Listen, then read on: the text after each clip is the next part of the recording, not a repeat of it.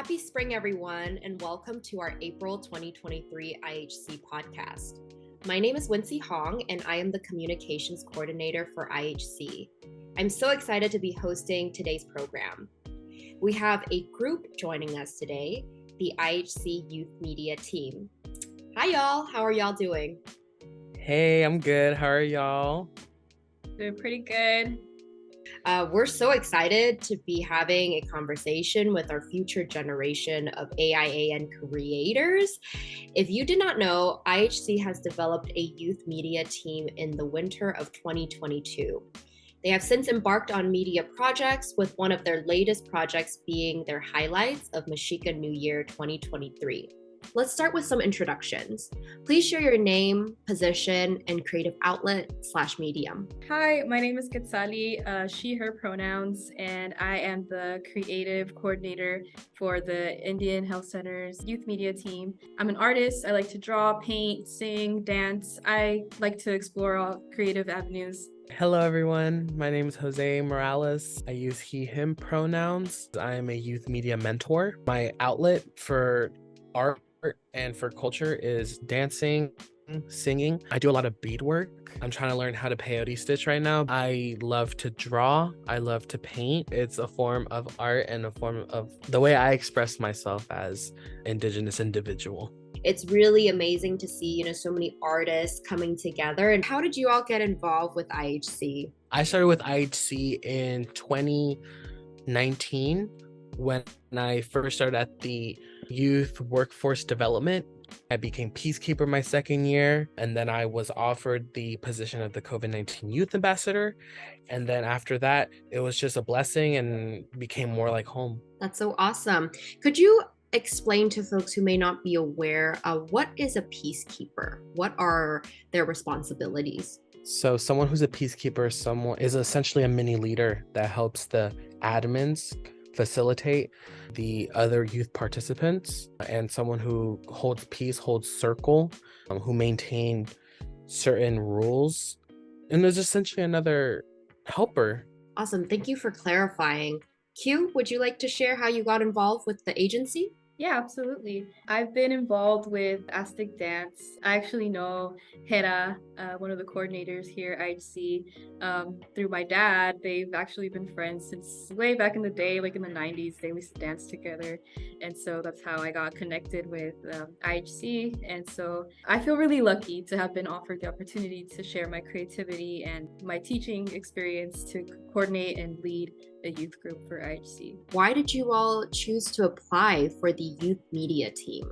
I personally wanted to get more in tune with the digital side of me. I wanted to express myself not within just specifically beading or with art, but also have the opportunity to express myself within creating reels or creating audios or videos on our IHC Youth Media Team account. It's a certain way to spread our name. In today's world, society tends to look at social media, Instagram, TikTok, etc., and I feel like a lot of Indigenous communities don't get light within their respective selves. If we take it upon ourselves to express it, then we can have a voice and a say on what we do. Similar to Jose's response, I felt really inspired to create a space for particularly youth and Indigenous youth to share resources and activities that IHC themselves are hosting for Native youth to reconnect, and also any medical resources that they may have, and just giving that space for people to identify and connect with things that are happening locally. I think that's important to highlight for people to know that, these things are happening around us and how they can become involved. I myself kind of run my own social media as an artist, and so I wanted to be able to experiment and also utilize those skills that I have developed over time to create this platform and network for IHC. You all talked a bit about your creative outlets. You all also shared a little bit about what projects you wanted to expand upon in this role that you both are in.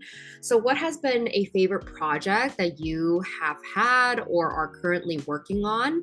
And can you tell us why that project is perhaps your favorite?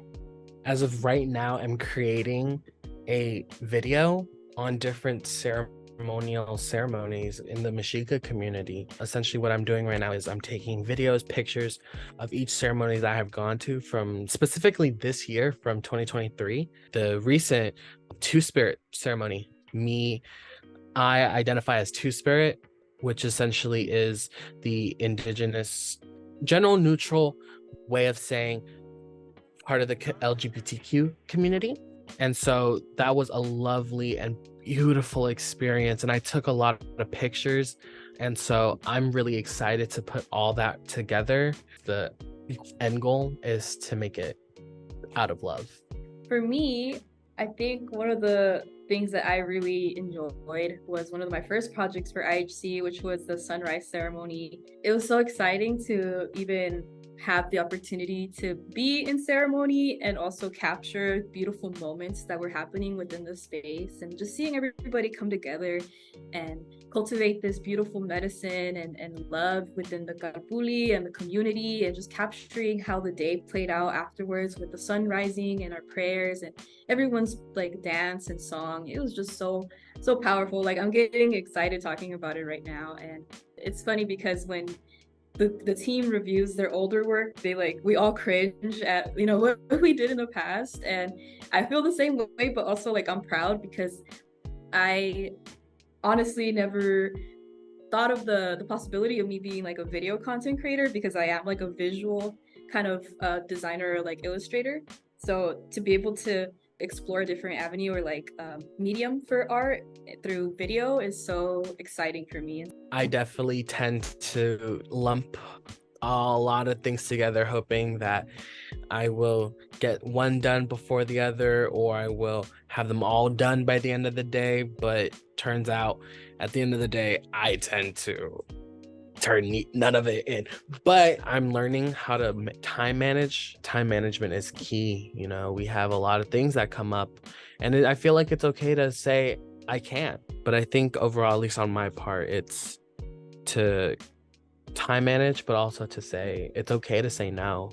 I would say similar to Jose, just juggling different projects at a time, because not only am I coordinating here with the media team, but I have multiple projects happening at once, and which I'm used to in my own personal art career, but it's just in a bigger scale now. So I would definitely agree with Jose, just communicating and just letting people know, like, hey, like I'm not at capacity, or I am at capacity, is always the best practice. It's been kind of a learning curve for me, because being a teacher, I have 5 years plus experience of teaching art. I just never had the opportunity to teach virtually.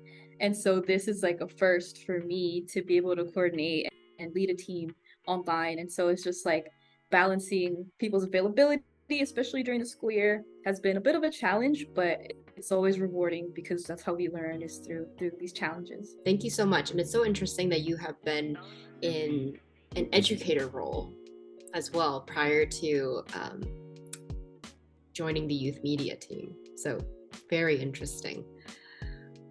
What does it mean for both of you then when you are being a storyteller? Honestly, that means a lot to me. A lot of people can't tell their own story. They can't express themselves. And even though I may not be in their position, I'd like for them to speak through my actions and through my words. It means so much to be a voice for the youth that can't really stand up for themselves or just talk on certain topics. I know in my community, in the Mexica community, I know there's a lot of youth out there who don't dance, but they tend to walk around the circle giving out fruit. Them coming up to me after and saying, I love the way you dance. I wish I could dance too. It's just, I'm very nervous because they won't accept me. And I would ask them, like, how come? Because I'm this certain way, or I have this certain belief, or I'm this certain color. I feel like having the opportunity of telling that story means so much. In this specific space, it's an honor and a privilege to be able to capture tradition and even things that you can only experience in person, and not everything can be captured through social media or film or photography or art. But at least having that option or opportunity to be able to experience that as an Indigenous person, whether it be through a social media account or relating to some content that is Indigenous related, is a huge win, because within history we've been hidden and even misrepresented and even stereotyped. But to be able to relate and create these beautiful captures of like stories of things happening within our community, I think is really empowering. So it's an honor to be able to share within this space. Thank you both. And I think this really goes hand in hand with this next question here. Why do you believe it is important to do the work that you are doing? I think it's important to continue this work because it's not just a one-time thing. It's something that continues. And by continuing it, you see this legacy of a support system within the youth.